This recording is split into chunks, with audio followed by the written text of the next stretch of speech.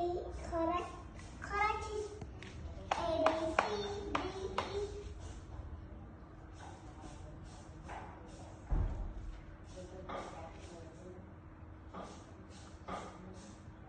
Thua con. Con sao đằng ấy là cửu. A, B, C, D, E, F, E, H.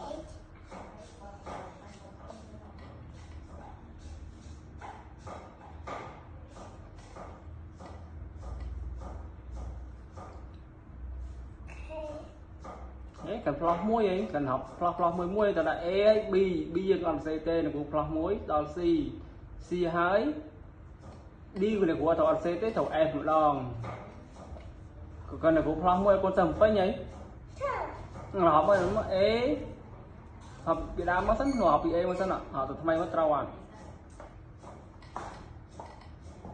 E,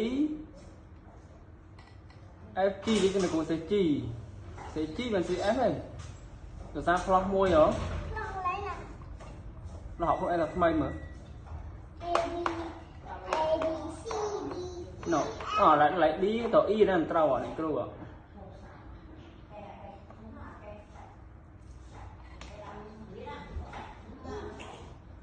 Đi y nó y plot đi môi bằng y hái plot muối chi trâu này hết trâu ấy tê tiết thành plot em muốn đã chi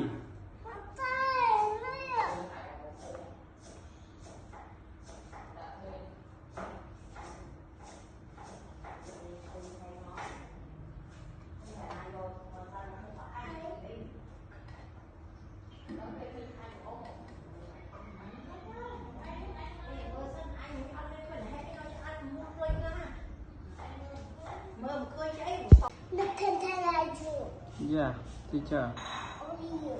Okay.